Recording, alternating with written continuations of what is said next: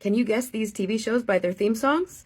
Today I'm going to do my 6 favorite comfort TV shows. In order to be a comfort TV show, you have to be funny, you have to have heart.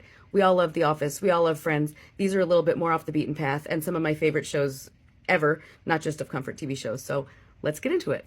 Okay, so I'm going to start semi-easy on this one, although this one's tricky because there were 2 different theme songs, which is kind of a clue in and of itself. Here we go.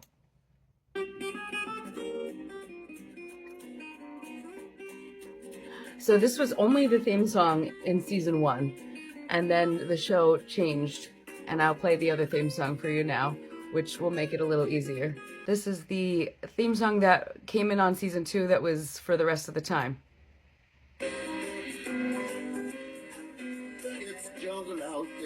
So this was the theme song that was written and performed by Randy Newman, if you can't tell. Except in one key episode that both starred and featured Snoop Dogg on the theme song. The show takes place in San Francisco, although it was filmed in Canada. And it was originally going to star Michael Richards until he backed out and they offered the titular role to someone who oddly enough had auditioned for the role of Kramer in Seinfeld. And that actor, Tony Shalhoub. Have you guessed that this show is about the lovable, brilliant OCD detective? That's right, it's Monk. There is so much to love about the show. I probably rewatch it about every year, and I come for the mysteries, but I stay for Adrian and the kind of heartbreaking story that goes on throughout about his wife, and so lovely. He's so good. Also, there are a few true standout cameos on the show, but my favorite is Sarah Silverman's cameo, and she was so good. They brought her back for a second episode. Love her, love the show. Could rewatch it anytime. Okay, this next show shares something in common with the last show. Can you guess it?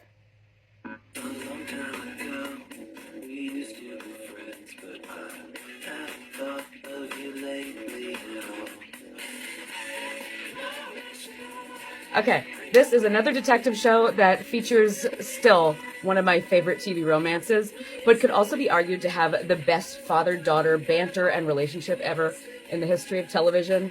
This show ended after season 3, but fans helped to fund a movie and later a reboot, and they made a season 4. I thought season 4 was good, but it pissed off both me and the world so bad that I don't think anyone will ever forgive the creator of the show. The show takes place in a fictional San Diego type place called Neptune. You'll notice there's a planet theme here. That's because the show is Veronica Mars.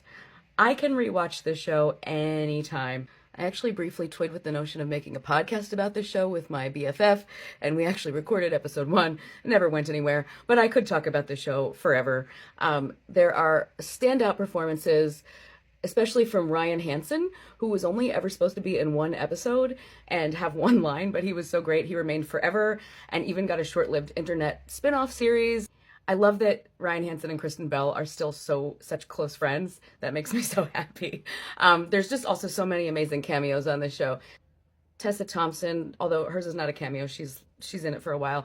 JTT, Paul Rudd. I mean, there's so many good ones. I could go on and on. It is impossible not to love this show. Okay, so now I'll give you a hint. The other 4 shows are all not from America. This one is really hard unless if you know, you know. Yeah, I'll be fine. Yeah. This show was created, written, and starred in by an Australian comic who, while writing his second show, was diagnosed with autism, and it kind of shed a whole new light on his character in this show.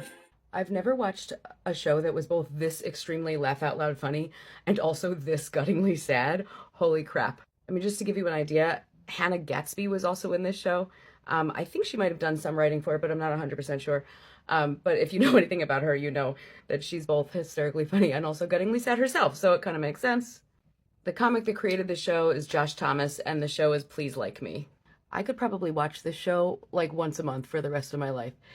It's about young people living together, trying to figure out their life after college and what they want to be. I mean, it sounds like a really basic premise, but one guy is coming to terms with, like, coming out. His ex-girlfriend's there. She kind of, like, always knew. His roommate is Tom. He is just your basic shitty guy, but honestly, he becomes, like, one of my favorite characters. And fun fact, the actor that plays Tom and his later in the series girlfriend are actually married in real life, and they have kids, and Josh is like their uncle. I love that. I love that for them. Josh Thomas's second show, Everything's Gonna Be Okay, was got a little more famous. But while I love that show and I thought it was really excellent, I think that it's hard to achieve the perfection that he achieved in Please Like Me. So I'll always love Please Like Me. If you did love Everything's Gonna Be Okay, or you thought it was kind of interesting, do yourself a favor and watch Please Like Me. Okay, so now I'm going to give you a really, really hard one. But again, if you know, you know.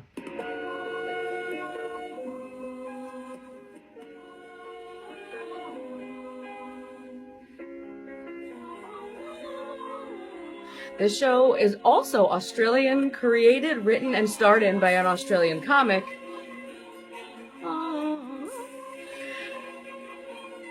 The comic is Chris Lilley, and the show is Summer Heights High. I have watched all of Chris Lilley's shows, and while there are gems and moments in them here and there, none again reach the perfection of this show. It takes place in a high school where Chris Lilley plays 3 different characters: a troublemaker 8th grader named Jonah, a flamboyant drama teacher named Mr. G. You've seen clips of Mr. G on TikTok. Especially there's a new audio of him going around where he's like, "I'll take you and not you. You, did you think it was you, not you?" Okay, that's Mr. G. And also one of my favorite characters ever, a narcissistic teenage girl named Jamae.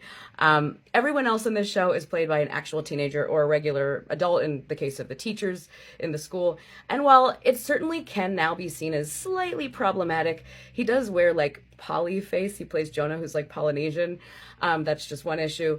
It's still one of the funniest shows I've ever watched, and though it's primarily an extreme joke and exercise in satire, it surprisingly has incredible heart, especially around the character of Jonah, who's like really troubled and just trying to make it in life. It's not that many episodes. It is totally worth your time. Check it out. The quotability alone is staggering. And also you'll want to listen to the song "She's a Naughty Girl with a Bad Habit" on repeat. Okay, so this next one is more popular, so you might get it. It is on Netflix. It doesn't technically have a theme song, but the series opens with this song. It's about being a teenager, navigating life with your friends and family against the backdrop of the 90s unrest in Northern Ireland. It also has a completely rad cameo by Liam Neeson. If you guessed Derry Girls, you got it. This is me asking Lisa McGee to just keep following these characters every year, even just for one episode a year forever, please. This is another show that will have you giggling while tears stream down your face. It's so much heart. And also, come for everything I just said, but stay for Sister Michael. Trust. And finally, if you have ever trod or even stepped one tiny toe into geekdom, you'll probably know this one.